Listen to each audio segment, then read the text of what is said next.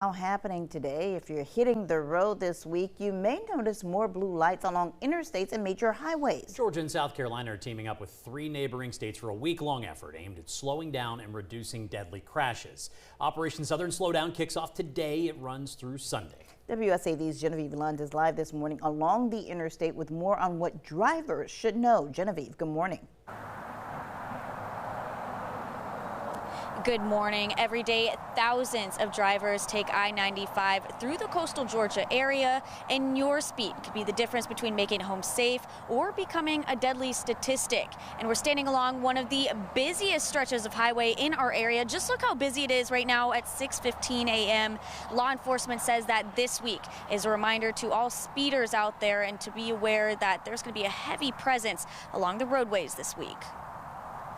Operation Southern Slowdown brings together law enforcement agencies in Georgia, South Carolina, Alabama, Florida, and Tennessee for a coordinated week of education and enforcement.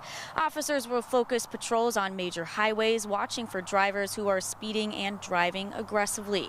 Federal data shows that nearly 30% of all traffic deaths nationwide in 2024 were speed-related, and 1 in 5 fatal crashes across these 5 southern states involved speeding. During last year's one-week campaign, officers issued more than 52,000 speeding citations and warnings.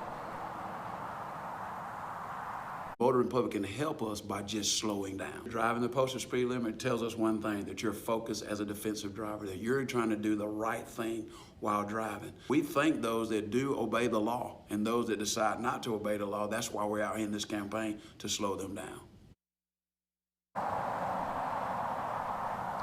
Safety officials are also urging everyone to buckle up, noting that more than half of people killed in crashes are not wearing seatbelts. The increased enforcement begins immediately following this morning's kickoff event, which is at 10 a.m. near the Georgia Welcome Center on Interstate 95 in Port Wentworth.